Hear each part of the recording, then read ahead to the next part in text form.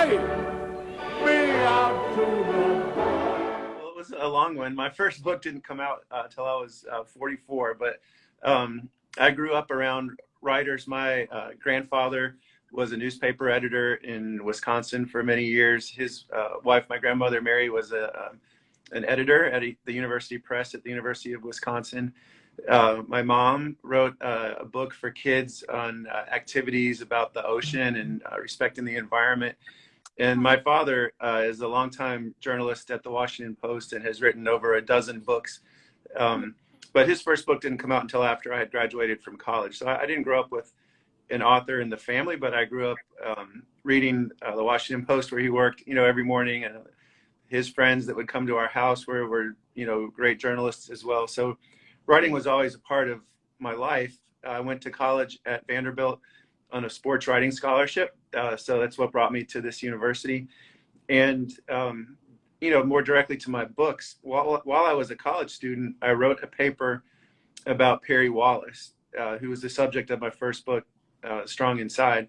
It started with the college paper when I was 19 years old for a Black history class that I was taking here in school. And it was the most interesting thing that I did in college. And eventually sort of got the itch to write a book and was thinking about, what should I write about? And my father-in-law said, "You're always talking about Perry Wallace.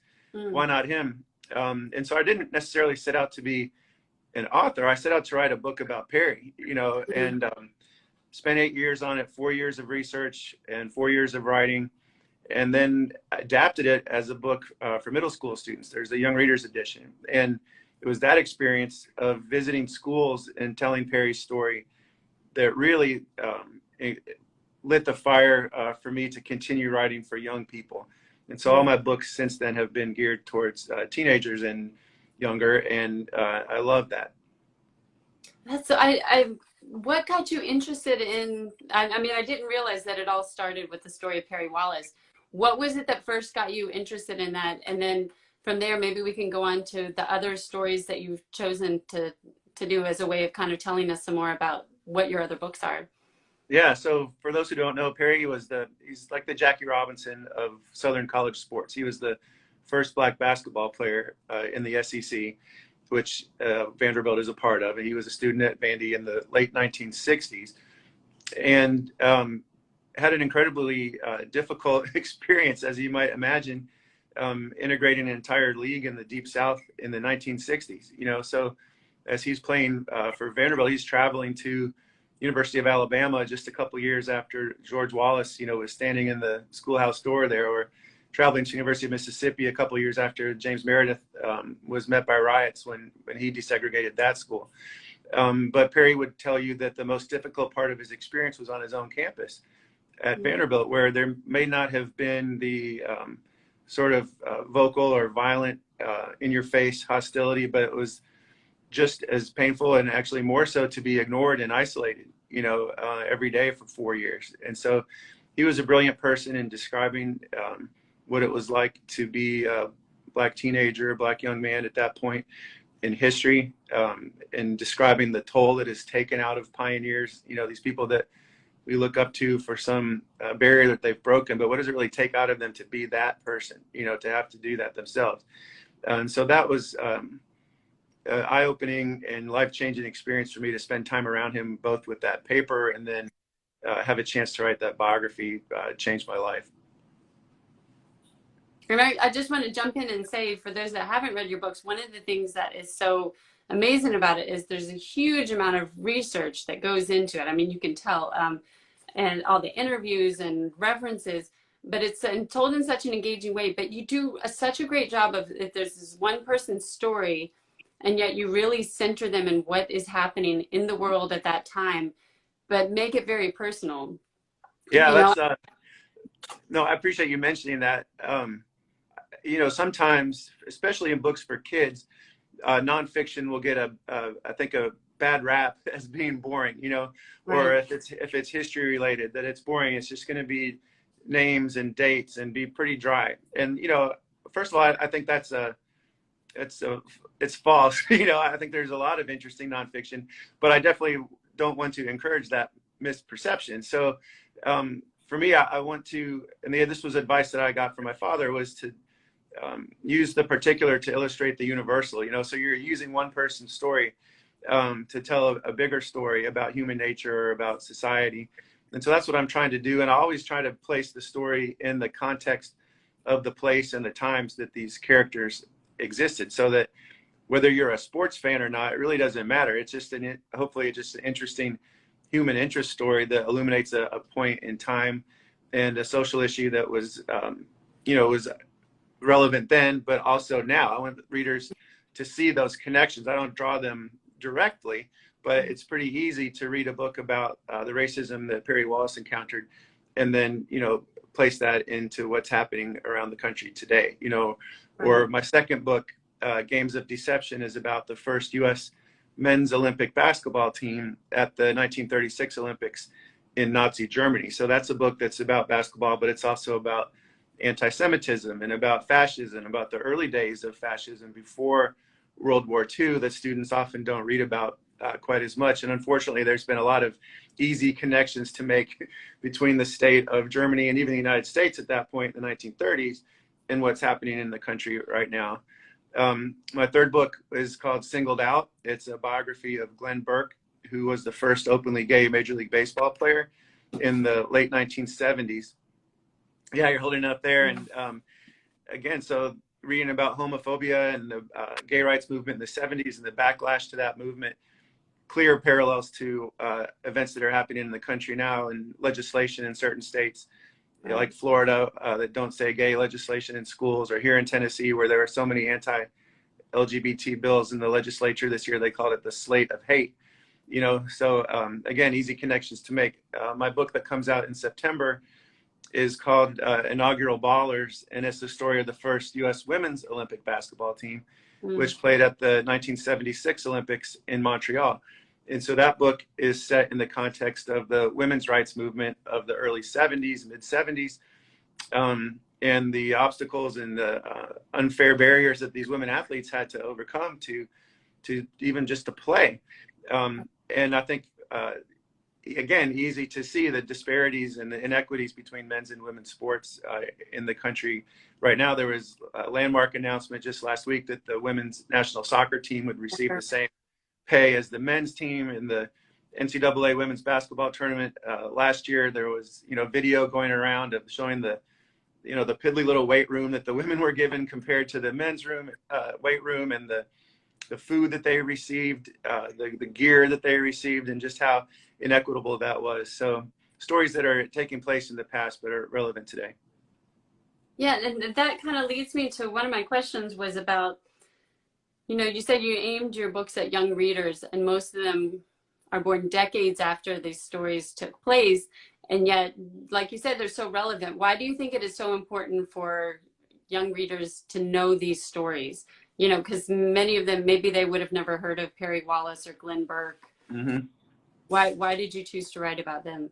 Yeah, well, first of all, I do think history is interesting, and I think nonfiction is interesting too. I mean, and again, I also think that nonfiction gets a short shrift sometimes when we're talking about children's literature. And so I wanted to write books that would have been the types of books that I would have liked to have read as a kid, that I didn't think necessarily were stories that were being told as much. But again, that the most important thing is not just to read the book and understand, okay, so this happened in the 60s or the 30s or the 70s, but to take those stories and to use them to help shape an outlook on the world today, to develop empathy for different types of people, to see yourself reflected in stories in some cases. And, kids are right in the midst of almost every major political issue in the country right now, whether you're talking about efforts to ban books in schools, or you're talking about gun violence, which is taking place in schools, so giving young people context and a framework to understand these issues that are affecting them today, to see how they were dealt with in the past, I think can better equip them, to advocate for themselves and to have educated opinions on these issues that affect them. And I wanted to go specifically to the story of Glenn Burke. We were talking about this when you and I had a chance to chat previously, that this is very relevant to what's going on. Of course, it's Pride Month, but that he was in the news recently, that he was being honored, but also there was some controversy about Pride Month in baseball. Would you like to talk about that? Sure. Yeah. So Glenn played for the Dodgers in the late 70s, and they ran him out of Major League Baseball because he would not cover up his sexuality. They actually offered him a bribe to go on a quote unquote nice honeymoon. And he understood that they wanted him to marry a woman, and he refused to do that. And then he was traded and out of baseball a year later.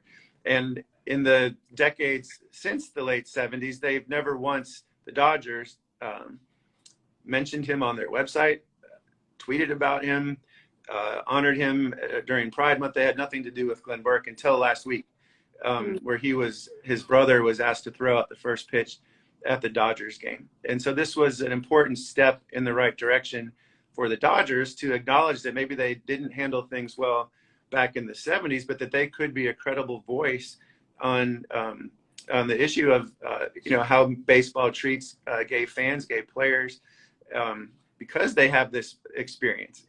Let's learn from it and make things better in the future. Tampa Bay Rays, which is ironically a team that I used to work for. I worked for the Rays in 1998 as their media relations manager, their first season.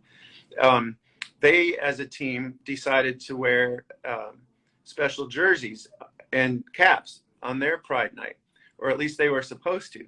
Most of the players and coaches did, but I think there were 5 players that refused to do it.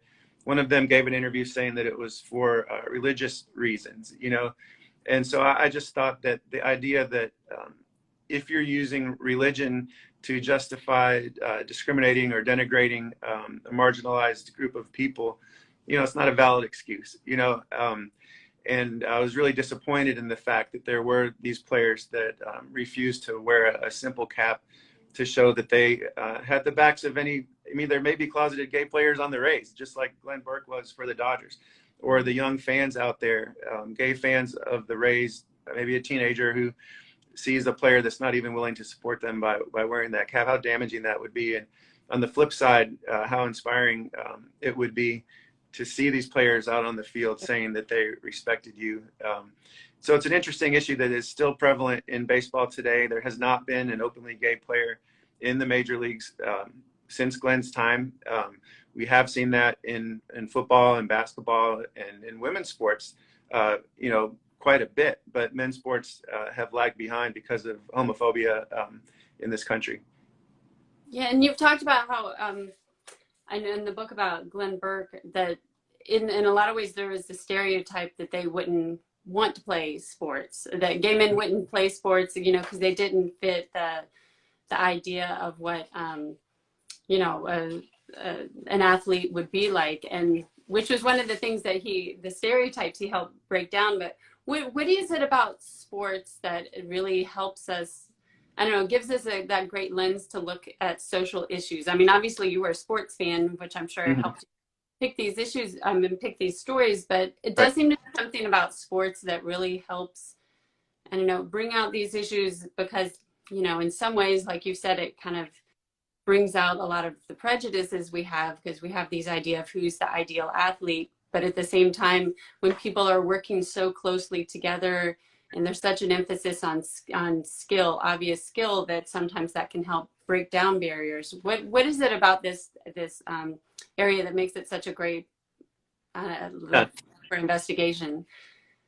Well, first of all, like you said, it's something I'm interested in, and I think you should always write about what you're interested in. So sports and history and social issues are what I'm interested in. But I think, more important than that,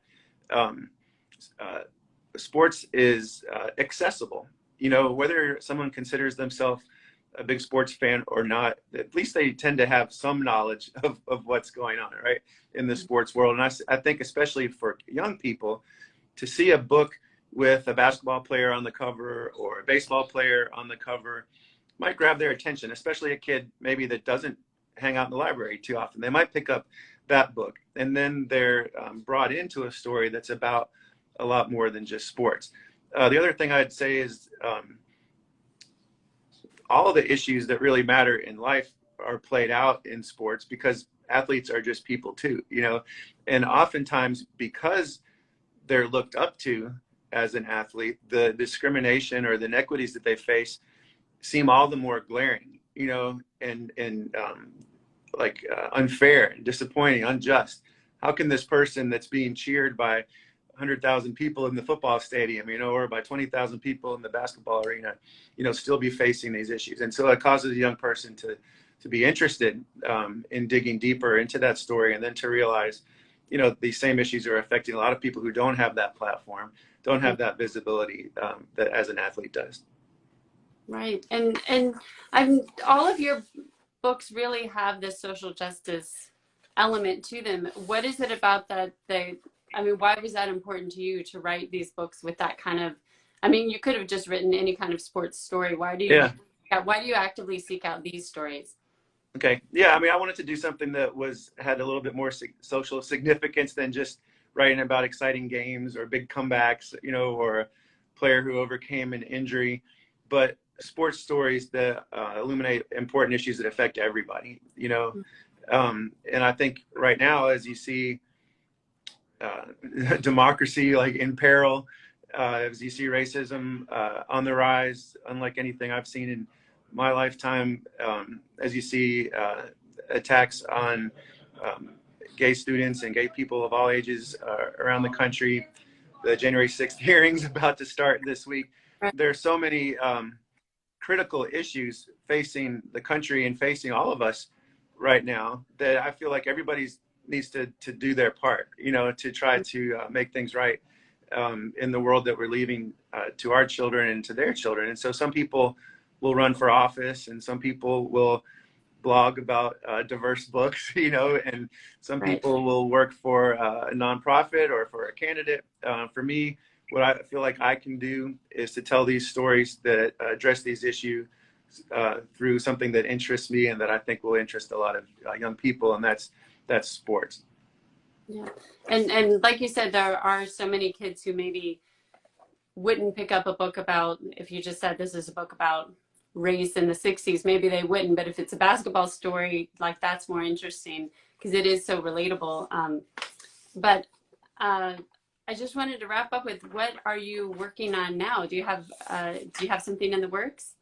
Yeah, so I'm in the sort of the holding pattern right now. My next book comes out September 13th. Again, it's called Inaugural Ballers, and it's the true story of the first U.S. women's Olympic basketball team at the 1976 Olympics. You know, this year, 2022, is the 50th anniversary of Title IX, the legislation that, you know, is broad in scope, but really changed women's sports in this country forever. And so this team came along as Title IX was just starting to get implemented. So I'm really excited about this book coming out. It's set in that context of struggle for women's rights, women's liberation in the 1970s, and the stories of some incredible athletes who were on that team. One of the players' name was Lucy Harris, and some people may be familiar with the short documentary that won an Oscar this year called The Queen of Basketball. The New York Times produced it. It's just a 20-minute film. You can find it on Google. It's free to watch, you know, just Googling Queen of Basketball. But she was the best player on that team from the Mississippi Delta, pioneering Black player from Mississippi, who later dealt with some mental health issues. And the film is phenomenal. It was produced by Shaquille O'Neal and Steph Curry, and it won an Oscar. And so she's just one of many amazing characters in this book. And so I can't wait for that to come out in September. And then the other thing I'm working on is a series of books for younger students, maybe first and second graders, called Bigger Than Sports, which continues a theme, you know, and it's about athletes who have done important humanitarian work off the field or off the court. And so the first two books, one will be about Maya Moore, who is a women's basketball star who quit the WNBA at the height of her career to help free a man from prison who was imprisoned for a crime he did not commit. And then the other first of those books will be on LeBron James and the work that he's done establishing a school in Akron, Ohio, where he grew up. Wow. Well, that is so exciting. We will look for those. And like I said, if you haven't had a chance to check out his books, please do. They are really wonderful. And as we've mentioned, if you have a kid who you're trying to get interested in reading, this is a really great way to do it and to introduce them to some really important issues. Thank you so much for joining us. Oh, thank you. It was my pleasure. Have a great day. Take me out to the